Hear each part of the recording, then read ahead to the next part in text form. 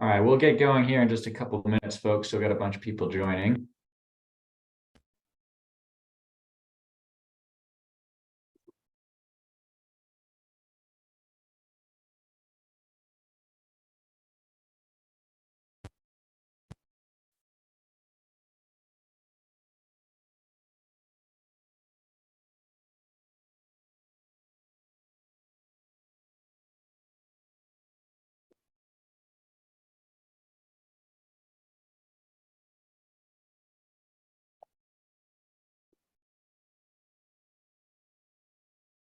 Hey, Justin. Hey, Taylor. I am Malkley today because we had a little glitch. So everyone call me Malkley. No, I'm kidding. Well, nice to see everyone. Hello. Good to see you. All right, I think there's still a few people trickling in here, but let's kick this thing off. All right, so today I'm really excited. We've got another panel webinar, a panel of financial advisors or firm leaders talking about this time using Income Lab to grow your business. And we're going to take kind of the most ample vision of what that means. We're going to touch on converting prospects to clients, on retention, on even kind of growing the quality of the retirement income planning experience. So this is going to be really cool. And we've got with us Sydney Jones, Jeff Brown, and Derek Tharp. Most people know Derek. He's been on a lot of our webinars, but as you know, Derek is also a financial advisor. So I thought I'd start before we kind of get to our questions and our conversation with an opportunity for everybody to just share a little bit about your firm, maybe your role in it, how you use Income Lab in your practice, and maybe in particular, what sorts of clients you typically work with, and kind of the role of financial planning and retirement income planning in your practice. That'll help the audience kind of understand the range of experiences that are on the panel here today. So let's start with Sydney. And Justin, sorry, Sydney, just one housekeeping item. If you have questions along the way, please put them in the Q&A. And if you see a question that you would like to hear answered, you can like it. And since we won't have time for all questions, the ones with the most votes will get addressed. So sorry to interrupt. Just wanted to make sure we handled the Q&A situation, and back to you. You can tell I've never handled the housekeeping. Thank you. All right. Yeah. So Sydney, tell us a little bit about you and your firm and so on. Sure. So my practice is about 2.5 years old now. I am a career changer. I took the CFP exam in 2017. And then after working for an AUM firm for 3 years, I left to start my own planning practice, and I am a part of CGN Advisors. All of my client experiences or client engagements begin with a fixed fee plan, and most of those plans are retirement plans. I find that that's what most prospects are looking for, and they are essentially my peers, so it's a very good fit for me. My goal is to have a lifestyle practice, so I try to do about 2 plans each month. Sometimes my queue gets a little full and I end up doing more, but I find 2 is a good pace for me. And after that initial plan, some clients will delegate management of their assets, and I do also get a lot of do-it-yourselfers, and they're free to come back for fixed fee updates once they've had that initial plan done. As far as Income Lab, I've used a lot of different tools. At the AUM firm, we were using eMoney. We were very Monte Carlo focused. And then once I started my own practice with CGN, I used the approved tools there, which are Orion Planning and Money Guide Pro. And then Income Lab came along in November of 2021, and I've been using it for about 2 years now. It has, in that time, become my primary planning tool. I like the approach. It makes a lot of sense to me. And I like the graphics, the visuals, they really help me to narrate my plans. I also find that I can get into the weeds with Income Lab. I can, go as far as I need to make sure I've done, dotted all the I's and crossed all the T's for my clients. But then I can keep it very simple for them when I'm presenting the plan. So. That's great. Thank you. Jeff, tell us a little bit about your firm and your role and what role Income Lab and income planning plays in it, please.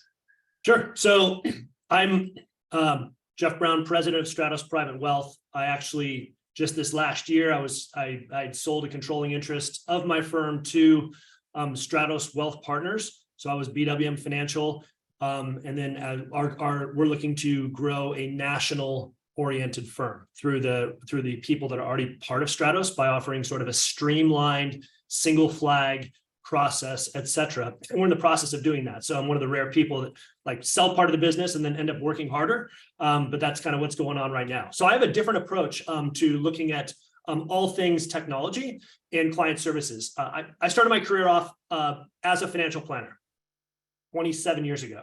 So financial planning has always been at the core of the business. I was back even before Monte Carlo. We were doing more of the typical, long 300-page documents, tons of spreadsheets. So I came from that school, always believed that financial planning was the most important piece of what we did.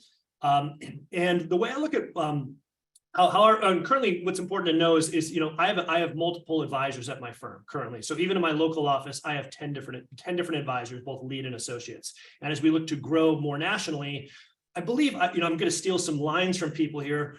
Carl Richards is a friend of mine. He's also he also has great communication, and he has this great analogy that we are really guides for our clients, and we need to know the landscape very well. We need to know the client very well.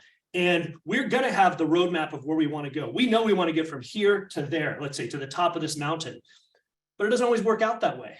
So we need to have a backpack full of cool stuff when things go wrong. And so the backpack, this Income Lab is a great tool in the backpack for people that are either in distribution phase, that are within that striking distance. I call it the retirement red zone that I got from one of my firms a long time ago, or that are making a critical decision with either selling a business or selling stock options, two areas that we specialize in at our firm. So Income Lab is a great tool to pull out there to give clients a what if scenario, because when things are going wrong and we need to get to the top a different direction, some of the other tools out there don't tell us what you need to do. It just tells us like, we only have an 82% chance of reaching the top. Oh, wait, it's only 56% now. Well, what does that mean? Are we going to die on the side of the mountain? Right. So this gives us a way to navigate the mountain in order to get there. And that's how we've been able to use it to help our clients that are in those specific areas of their life. Awesome. Thank you.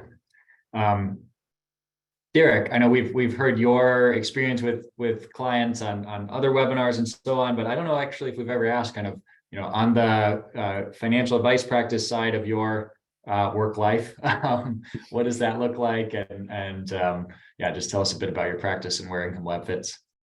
Sure. Yeah, and for me, definitely echo a lot of the thoughts in terms of how Income Lab fits into my practice and how I use it with clients that have been shared already. But in terms of my clientele, it does tend to be, not so much the high net worth, ultra high net worth, more that mass affluent type retiree.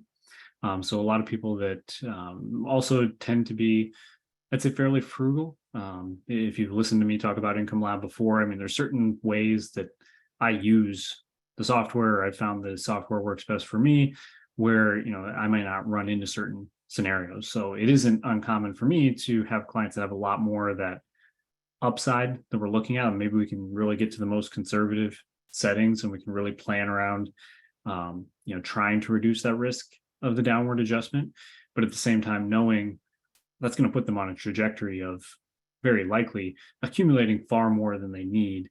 And so then having conversations around, well, do they want to give while they're alive? Do they want to do more with family? Like what do they want to do with this nest egg that's growing? And at what points would we actually have that conversation about there's an opportunity here? So I'd say that's, just at a very high level, within my clients. I do have some clients that aren't retiree, and they're not in that 10 years pre-retirement. It's kind of when I really like to start using guardrails with people. So for those clients, maybe more the Life Hub type area that I'm really using the tool for. But in general, most of my clients are in that kind of retirement, pre-retirement or in retirement phase. So just so that maybe if there are folks who are unfamiliar with Income Lab on the call today, I think what Sydney, Jeff, and Derek all touched on was kind of the guardrails, the adjustment-based planning, the idea that you're always trying to answer for somebody, what can you spend, what's your spending capacity, and what sorts of changes would lead you to adjust that either up or down. So at what point, how much would your portfolio have to go up or down in order for it to be prudent to either tighten the belt or to give you permission to spend more. And then what Derek was just talking about was a view of the plan. It's still the same plan, but one that allows people to really understand all the different parts in one place. So being able to dive in as deep as you want, or to stay far out, and also to click through years, and so on. All right, maybe we'll go in reverse order on this next one, and this we can kind of get to more of the conversation aspect of this panel. Thank you again for everybody for sharing a little bit about your practice and so on. So the first question, which really hits right on the topic at hand, is how has having this tool in the backpack, Jeff, I love that, affected client acquisition, client retention, referrals? I'd say in growth, I also think about advisor productivity, client experience, maybe even your own work processes. How has that affected those areas? So again, acquisition, retention, referrals, productivity, and so on. Maybe we'll start with you, Derek.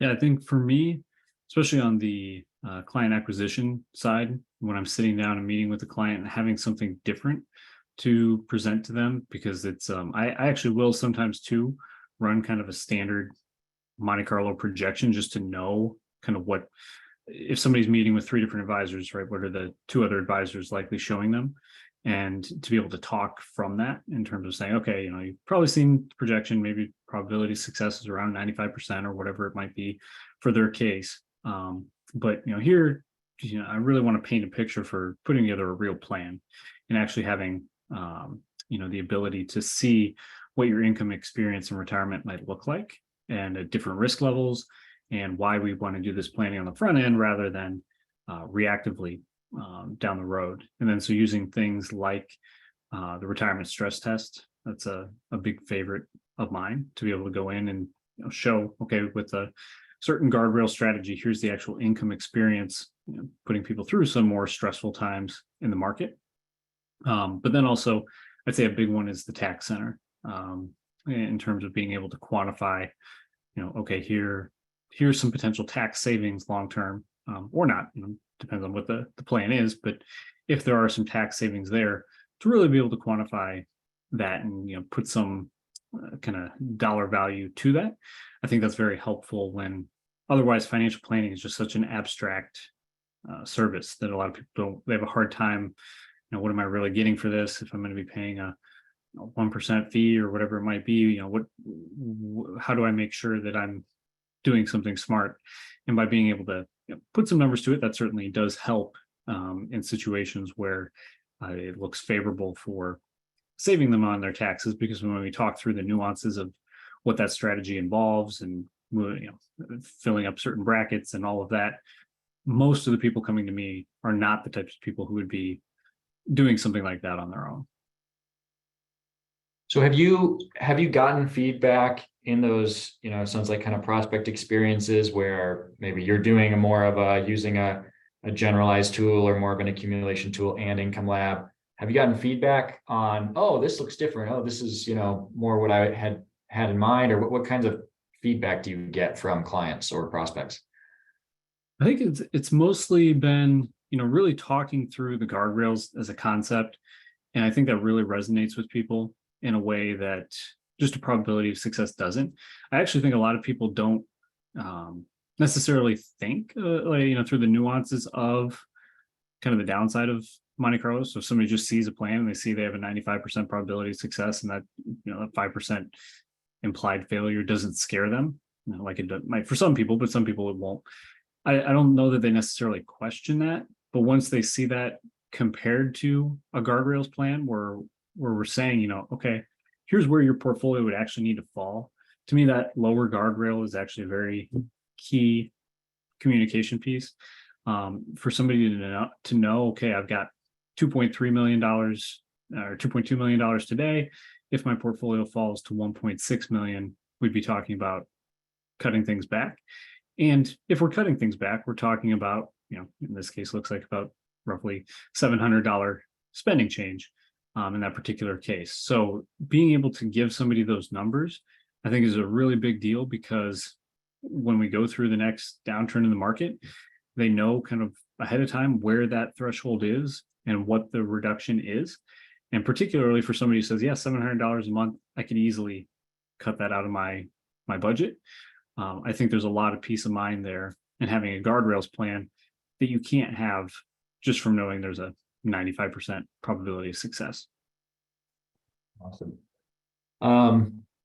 Jeff, does any of that ring true for you, or how have you seen this kind of approach affect client acquisition, retention, and so on? Yeah. So yeah, all of it rings true. It's all like spot on. So I want to try to add where I think is appropriate. I think what I can bring here, a little unique viewpoint of someone that has already a significant amount of clients and have been doing it one way for a long time. And it's interesting, like speaking on the productivity piece, if you're using a cash flow based planning tool like eMoney, what I would find is that myself, first being a victim as the advisor, and then everyone picking this up from me, we would go so deep in some of those areas of the eMoney cash flow reports that it would overwhelm the client. But what we're trying to do, what I found ourselves trying to do is like defend this plan, okay? Like you're defending the plan itself. This is why it's going to be, it's almost like, I hate to use the word selling certainty because we're not doing that, but that's really what the client wants, and we can't sell certainty, right? So we've changed, by this allows us to really change that conversation to, yeah, things are going to happen. We are going to likely hit one of these guardrails at one point in time. It doesn't, we used to spend so much time, we liked the dynamic spending technique a while ago before Income Lab was around to help us with this. And so we would actually create our own scenarios of failures and fixes. So it was just amazing amount of work that would go into the pre-meeting. Hey, if this happens, then this happens. And then really, like taking a look at a year like last year, when people are down in most cases, and showing like, okay, well, what is it? Does it mean anything to you? How do you quantify that? Because telling people that, hey, just, do this, stay for the course, your probability dropped from 88 to 72, the color changed on that, the stress level goes up. And we would go, okay, well, here's how we can fix it. We can cut we can cut your estate goal down. We can cut spending, all the different tools that we all know can get a plan back on track, but we didn't need to necessarily get the plan back on track. So this has done a lot for helping us as we kind of take clients through that have been doing it one way for a long time. And now we have been migrating this to this newer tool. It changes the full conversation. And we're doing it with a lot less input and a lot less time spent on the mechanics of behind the scenes. You can go that way. Like Cindy said, you could go and go deep as you want. But I think this makes it, the visual makes it very easy for clients to understand, okay, I'm good. We can focus on the more important things like, oh, I'm not going to spend that much money. Maybe I gift it away. Some of the things that Derek was talking about earlier, because we know, and I know this from how many years that I've been managing clients, that so far, no client has ever failed retirement yet. A lot of people have passed away with far more than they intended to. And I think that sort of helping people, and it's hard to believe that when you're seeing 76%, right? But when you can quantify it, it allows people the comfort of being able to, okay, how can I really maximize my life, which is sort of how we look at things. How can I maximize my life for myself, the people I care about, the charities I care about, and not get so caught up in the weeds about really feeling like I have to protect against this event that may never come, if that helps. That helps a lot. Sydney, I know we talked the other day. I thought it was really interesting just how you talked about how this approach and this tool, you said it's become kind of your primary planning tool, how it's affected your practice in general. I'd love if you could kind of share that story with the panel and the audience as well, and kind of the place it now or the role it plays in client communication and so on. I thought you had some really great points there. Yeah, so as far as on the acquisition piece of it, it's just really improved my confidence. I would say that that's probably helped me in terms of conversions of prospects, is just having the confidence that I'm going to be able to deliver what they're looking for. So, when I just come into those meetings, just very much like I'm going to be able to help you understand what your spending capacity is and things like that. And then in terms of the experience of when I'm presenting to them, you and I talked about how I spend a lot of time in the cash flows graphic. And a lot of times for my clients, they've never worked with an advisor before. And so, a lot of these concepts are brand new. And, there's often, with a couple, you have one spouse or one partner who's not even involved in the money. And so when I bring up this graphic, and usually what I'll do is I'll start in the hub, and I'll use the hub to just validate the inputs, and just so that they know that, hey, these are your accounts, this is what you provided for me, this is all based on you. So if I start there just from a input perspective, then my next step is to go to the cash flow graphic. And that's where I can see the light bulb go off for the spouse who may not be involved with the money. So, it seems that I often find that there's one person that's kind of more in tune with the money, and the other is just kind of there, because they were told to participate in this meeting. And then all of a sudden I see them engaged, and they can now see with a very colorful, pretty picture, they can see how their income is going to be derived throughout their retirement, and they can see the stages of it. And I use this page to get everybody on the same page as far as terminology, concepts like age-based spending, and I find that resonates with most of my clients, unless they're closer to the end of their retirement. But they seem to all like that idea, which is not handled very well in the other tools where you're kind of assuming the same expenses every year. So they like that. They can see the stages, in which their Social Security might start, when their pension might start, and we can see the relativity of their income sources. For example, one client might be heavily dependent on their portfolio withdrawals, whereas some clients might have a lot of guaranteed income sources. And we can talk about, how, look, don't be so afraid to spend this money early in your retirement, because look how much we don't depend on it so much for the remainder of your retirement. So this picture just gives me an opportunity to talk about so many things. I could go on and on. I talk about COLAs here. So a lot of times if there's a pension, we can see how the pension is becoming, I usually stay with the real toggle and talk about today's dollars. They like that a lot.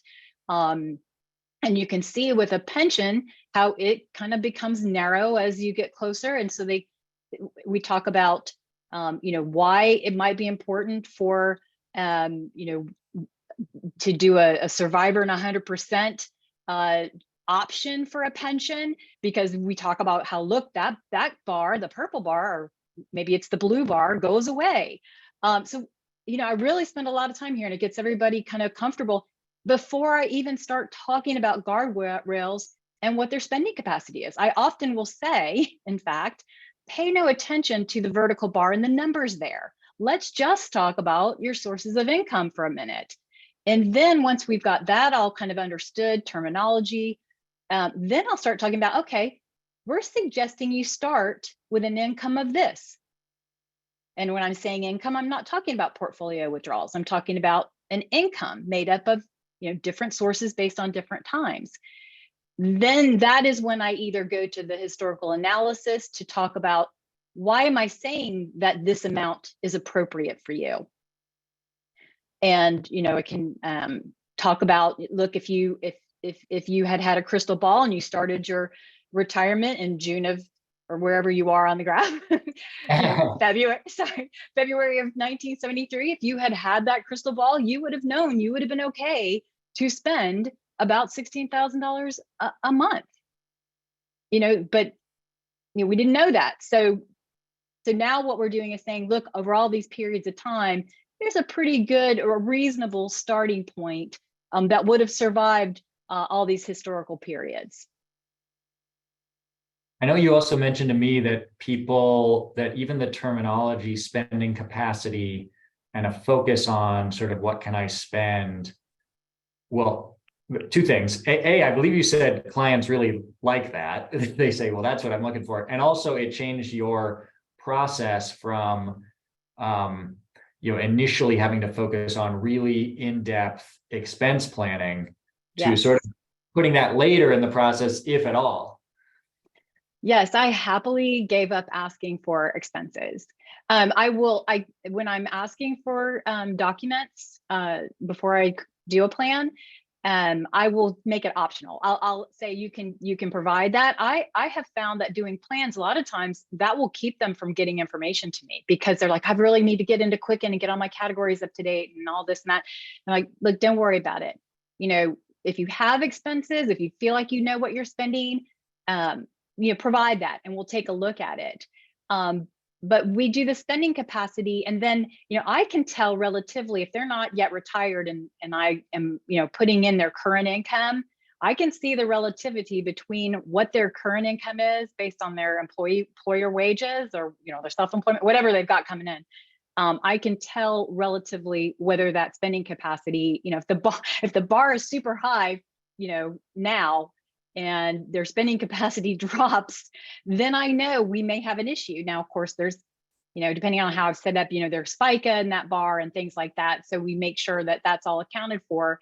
But that's where I can have that conversation around, you know, this is what your spending capacity is.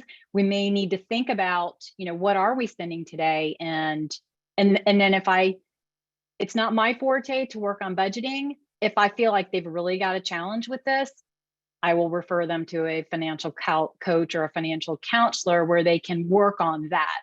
But yeah, I kind of take the, you're an adult approach, and you're going to have to figure that out. Here's what your resources support. You know, if you retire at this point in time, this is what your resources are going to support. If that's not going to be manageable for you, you may need to look for a resource to help with that.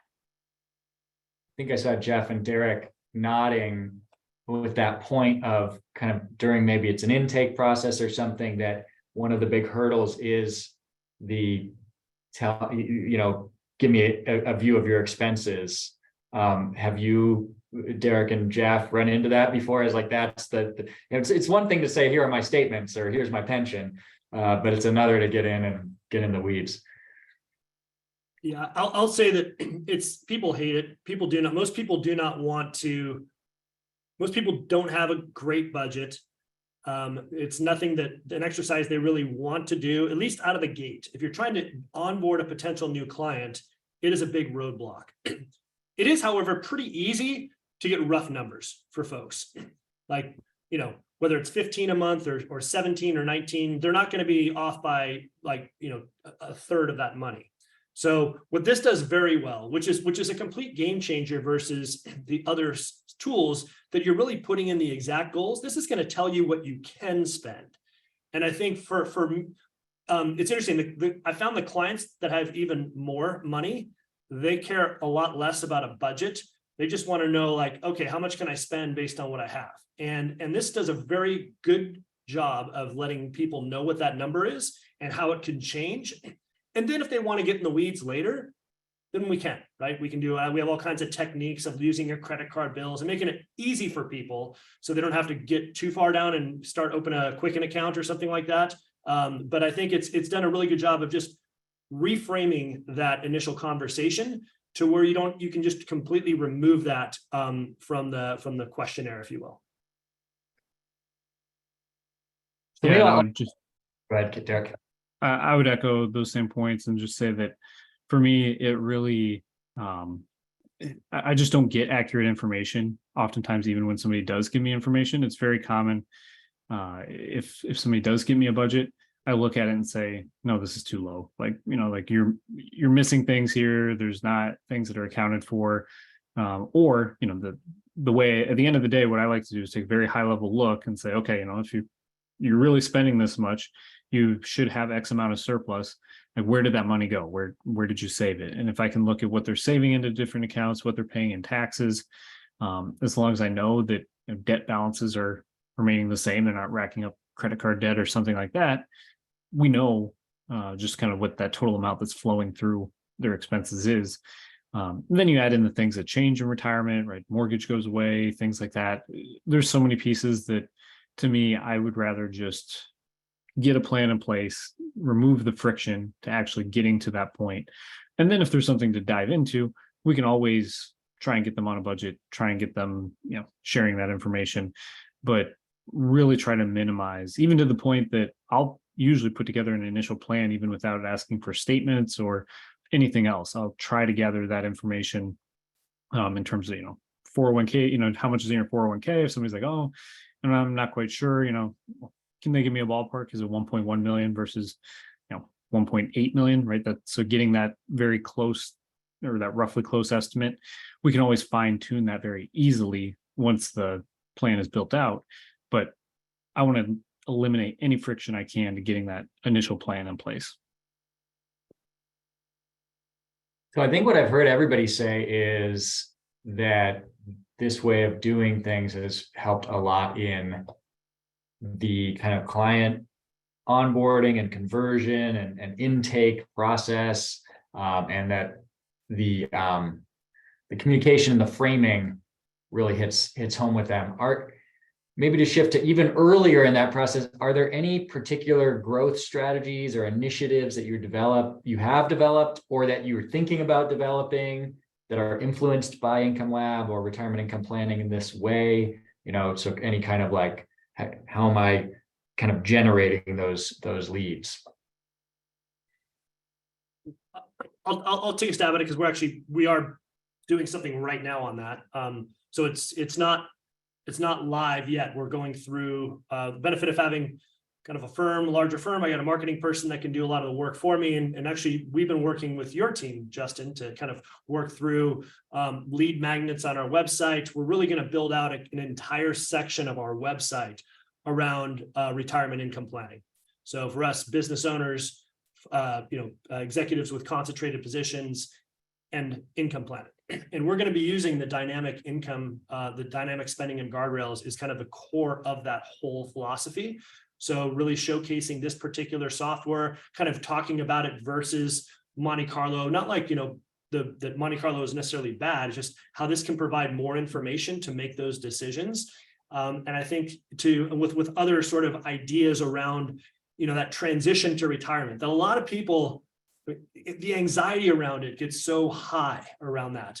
So, and then finally, the last piece of it is designing a webinar that we're actually going to be putting out, via Facebook and paid social or whatever, and marketing that way, that this will be a piece of how we talk through that spending, along with other strategies about, things you should be doing to retire early, such as stop saving, maybe get used to it, spend a little more money, start doing it. Are you ready for retirement, kind of pre-retirement readiness?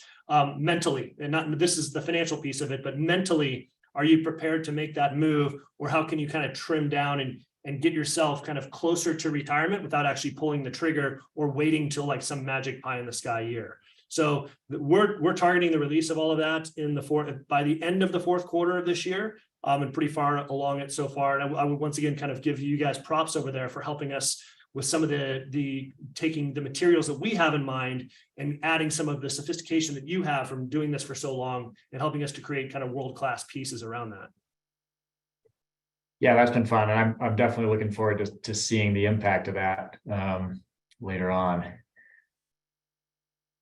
Anyone else have any particular ideas or strategies you've worked on, or? I'll shift then to the next question, which is, are there any kind of examples of prospects who became a client, or a client whose relationship with your firm got stronger because of, this kind of retirement income planning and management process? People always like stories, they like anecdotes more than stats. So anybody can take this one if something comes to mind.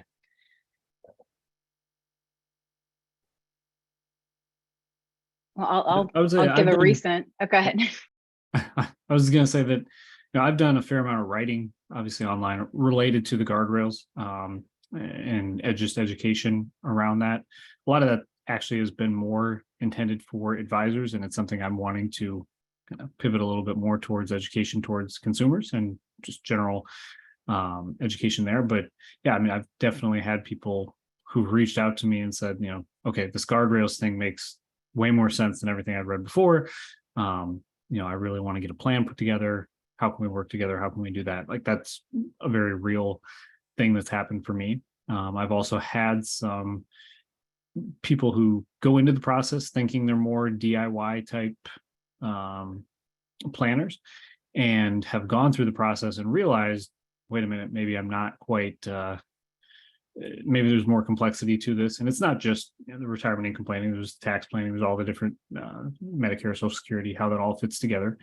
But then there's also, realizing that, hey, this is actually a ongoing process. This isn't just I can run one plan and I'm set for retirement.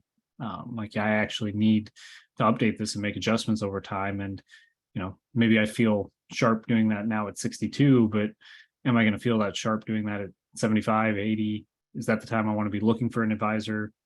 If there's a spouse involved who maybe is more or less into the finances, I think those questions start to creep up. And I've had several people who really did not think they would ever hire an advisor, who've actually gone down that route of hiring me, because they see it as, actually, there's value here in working with a professional on an ongoing basis that maybe I didn't realize when I was just looking at a Monte Carlo plan and thinking, I can do this as good as anyone else.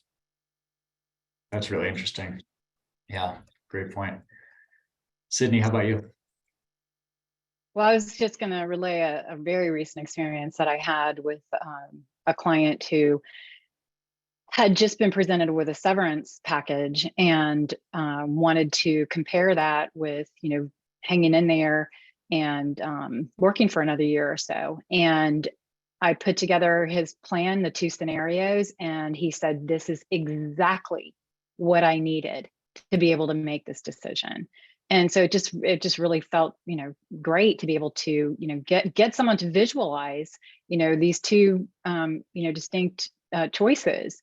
And he was able to make his, his decision very confidently. So that was a very nice one. I would say that clients that I've been working with for 2 years, when I first started working with them, I didn't have Income Lab, or wasn't using Income Lab. And so it's been nice now to introduce those clients to Income Lab. And I feel like they're much more confident about what I'm telling them in terms of, how they are on track for retirement, and whether, we are with the ones that are kind of in their 50s and we're talking about what the timing might be. I think they're seeing a little bit more clearly how that timing does work. And so that would be, the two examples that come to mind. So I got a good one for you, Justin. Is people often think that this type of planning is like for maybe average or slightly, high net worth and not really the very wealthy people, because they're fine. So I don't manage that many clients anymore, but I have a few. And one of them is, he owns a mortgage company. It's been very successful.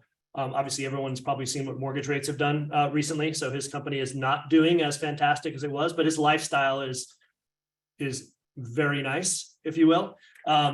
And we had been running the traditional plan because he has so many different moving parts in there with real estate and everything. But his question was like, hey, I need to start taking money from my portfolio to keep my lifestyle going.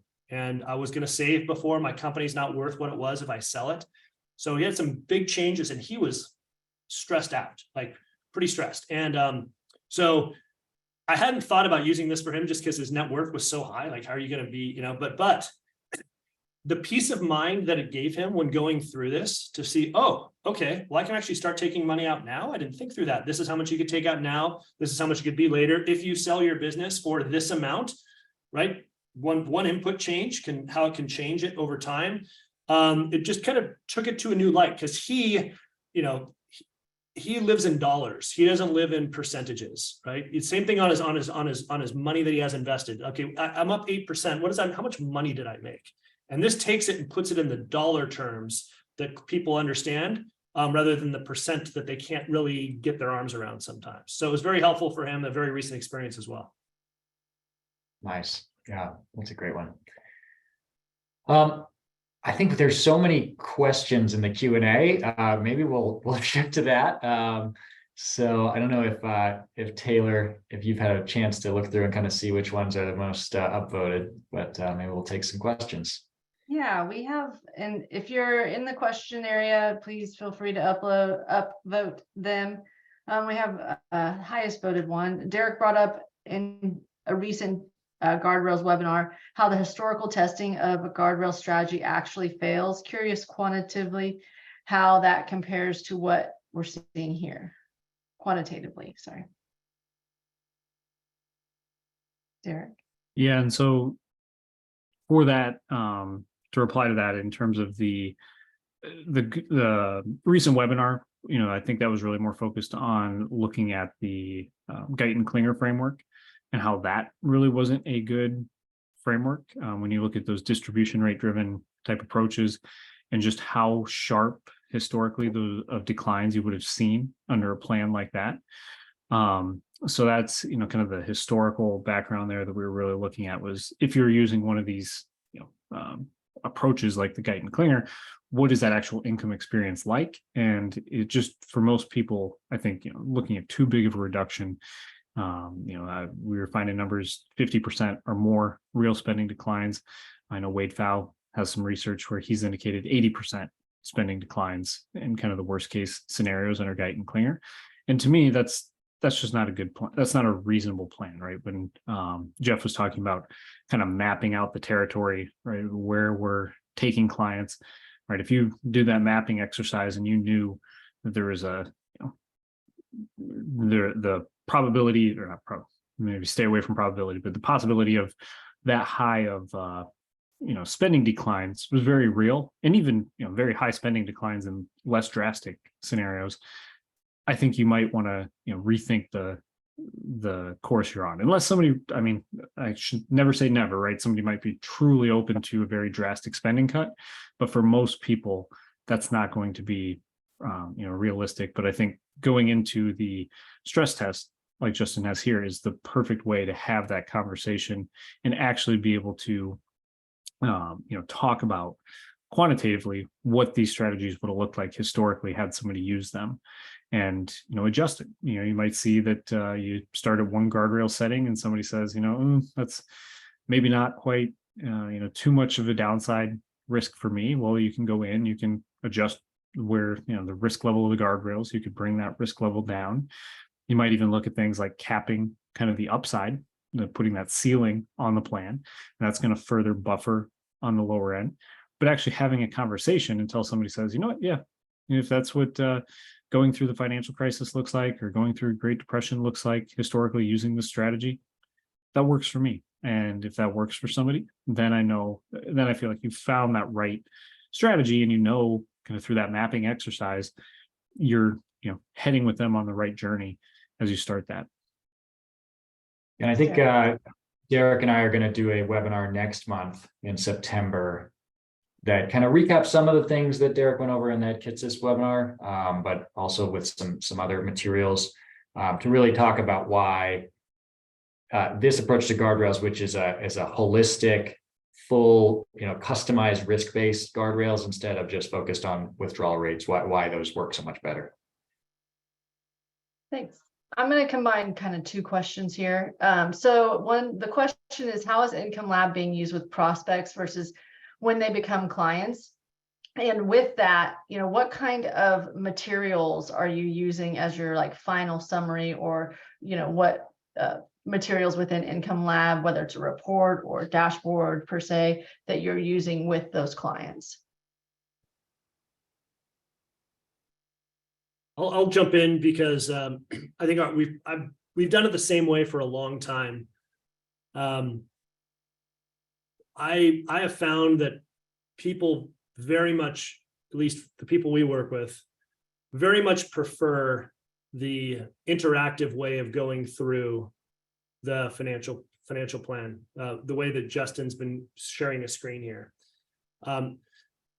I work with engineers, a lot of them, I got Qualcomm in my backyard here. So I probably have the maybe more analytical clients in some cases. So in some cases they want to see the reports and everything. And you know, you can do that. You can build customized reports in Income Lab. We have generally done two things, right? We've defaulted to talk about it, action item, that's it, and not send clients away with a report or anything. I'd say that's what most of our clients have wanted, to not do that. We used to print out these reports and people would just leave them there. So then we create like the basic report that for people that want something, just a quick summary, hey, where are my guardrails? We have like a very short report that we send to them, very small in pages. And then for that engineer that might be more detail oriented, we have the long form report with all of the bells and whistles. And I say that probably goes out a very, very small percentage of the time. And it's always electronic in every case, at least in our circumstance. So I think that's us, but that's we found that the interactive just seems to be far less, you know, far more conversational than it is by going through a report in front of a client. Yeah, I would agree. I mean, it's all about that meeting. It's all about those reviews that we do and walking them through the screens and interacting, you know, naturally as they ask questions, moving to the screen that makes the most sense based on their question. And then I will generate a report out of Income Lab as a follow-up after the meeting. And, you know, like Jeff says, I know on many occasions, you know, if you follow up and just, I haven't read the report yet. I mean, they just look at that as like some sort of, you know, homework assignment that they've been given or something that they have to do, and they just kind of put it off. And but so much of the plan, so much to planning to me is that interaction and that conversation and them getting the understanding during that, more so than the deliverables. But there are very nice deliverables. There's very nice reports to send them home with, and I do.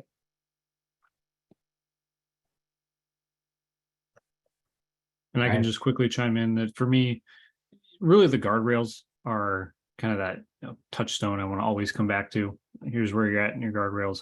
The way you present that, you're right, it could be as easy as, you know, one of the guardrails reports here, or even just communicating, you know, kind of where those levels are, especially when it's more of a follow-up meeting and not the first time we're going over it. As long as somebody knows where they're at, you know, and particularly for advisors that maybe I know a lot of advisors that have done guardrails type plans in the past have used spreadsheets to deliver those. One nice thing here is, right, if it might be a little bit more manual than you would want ideal long-term, but for a shorter term transition, if you have some sort of spreadsheet output, right, you can just move the results into whatever that guardrails framework looked like before. So you could still communicate in a fashion that looks similar to a client, even though maybe the methodology is much better than what's been done in the past.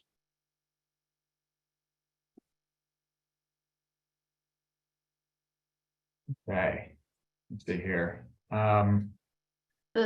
Justin, do you want to? I see a couple of the biggest ones. Yeah. So this, I think a few of you have mentioned that you use, of course, other software, right? I mean, Jeff, you've got a backpack full of cool tools. So folks were wondering, do you also use more general financial planning software like eMoney, MoneyGuide Pro, Right Capital for certain things? And I'm assuming the question is kind of like, what's the dance there between different tools? So I'll take it because I mentioned it. Yes, we use like eMoney was we started that when we went independent. So that's the one we picked, and that's the one everyone's been using. So there's a big transition cost if we move away from that as a kind of accumulation type of software. So we use it this way, and this is just the way that my advisors have chosen to use it. Typically speaking, we will use the Monte Carlo software for people that are earlier in their accumulation phase. So people, I would say that are definitely not in distributions, and that are further away from retirement than they know. Usually we use it within 5 years typically, but it depends on the conversation, like I mentioned earlier with the wealthy gentleman that we work with. And the reason we use that is you tend to get different answers, I feel, and maybe Justin could debate me on this, but when you're accumulating, like I have partners here, we have Next Gen Talent, and they're in their 30s or early 40s. Retirement to them is far away. They're more concerned with, I want to get a bigger house. I want to, there's other things, how much do I have to save in terms of spend? And I think the Monte Carlo is fine answering that, because they have no idea how much money they're going to spend in retirement at that point in time. They want to know kind of, okay, here's a fun retirement today. I don't see myself ever retiring. So to put it in this framework, they don't know if $16,000 is even enough, but they know they want that house and they don't want to compromise retirement. So we found it works well in that scenario for a traditional, more kind of growth oriented Monte Carlo plan. And then we've begun to transition folks away. Like I mentioned, you're making a big change in something, selling stock options, selling a business, you're within retirement red zone, or definitely in distribution phases. That's where we kind of weave Income Lab in. He'll run 2 side by side for a small transition period. And then we drop even though some clients have wanted to keep both of them, it's a little cumbersome to keep both, like, for everybody. So we tend to say, hey, we'll run this for a year as we go through the transition, make sure you're comfortable with how the output looks, and then we'll fully transition away. And to add one other thing to that I think is important, depending upon where people are at with their teams, change is hard, especially for advisors that are set in their ways.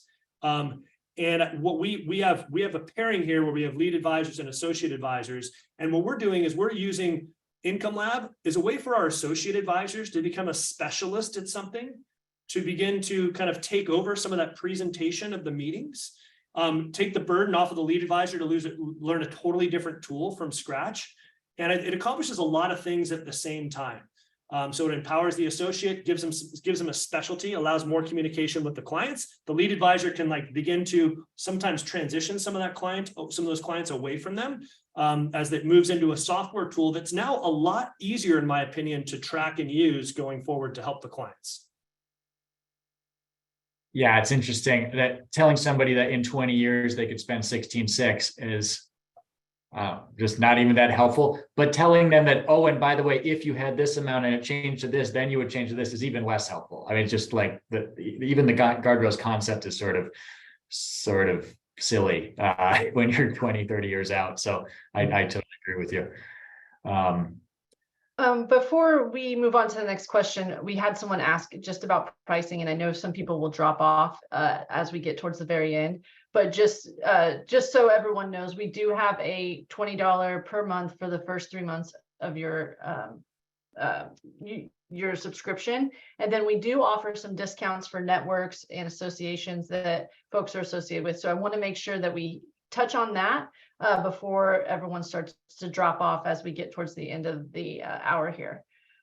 So next question, Justin, I see there's a couple more that are kind of equal. I want to make sure you can grab which one you think is most relevant. Yeah, I mean, there's a few questions on kind of modeling very specific things that we can certainly hit on, but maybe also thinking about sort of, Jeff, you've mentioned a few times, kind of scenario planning. Should I, sell the stock option? What if the business sells for this? So there's a question about how you model stock options. There's a question about how you model QCDs. And of course, we could dive in and show you exactly how to click and do those things. But I think maybe at a broader level, it sounds like you've done a lot of this kind of scenario planning, A/B testing. Maybe you could touch on that. Yeah, I'm happy. I'll use the stock option as an example. The business thing would kind of fall into the same strategy. For those of you that have clients with stock options, especially when they're larger than they should be and they're tied to that company, getting people to to take action on it, the very first time to take action on it is generally the hardest. And so what we've, you know, and I'm sure many of you have done this too, right? So if you had $3 million in your company stock, okay, and you have 500,000 somewhere else, that's obviously really skewed. And, you know, if someone gave you $3 million, would you go put it all in one stock? No, the answer is no. So what we've been able to do is try to help people say, hey, look, you have this thing, it's worth a lot of money. Like, what would happen? And you're considering potential retirement. We look at it in one of two ways. One, we look at it as like, okay, this is very effective. I think this is a good tool for folks. Is like, hey, how much of that stock would you need to sell in order to make your plan and your income work to where you think you need to spend, and have the rest go to zero? Okay. Some people can do that.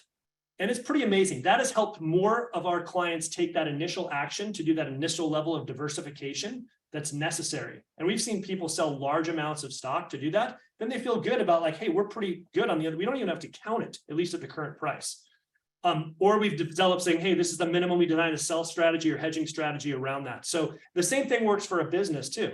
Like, hey, what's the business worth? You know, if you have a chance to sell some to family or other partners, you know, so it's the same type of exercise. And what it helps people do is it helps people monetize. Once again, convert this thing that's just a balance sheet item going up and down into income. And I think once people can see that transition, it's like, whoa, wait a second. Like, I can actually make this happen sooner than I thought. And it gives them a different perspective on it. And we use the scenario planning for that. I like that. That's really interesting. I have And a quick funny talking story. Go ahead. Yeah. I have a really quick funny story about a dentist who was planning to basically give his practice to his son, and we showed him how that would affect his income in the long run, and he changed his mind. Mm-hmm.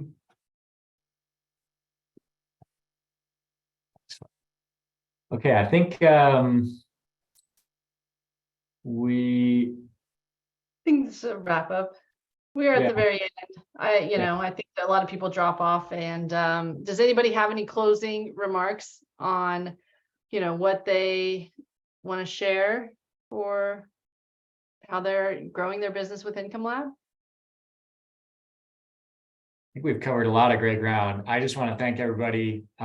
It's always wonderful to hear real experiences, real advisors running businesses, and see how this tool really works. Certainly from my team, it's always just amazing and gratifying to know that we play a small part in these great businesses with these great advisors. So thank you so much for sharing all that.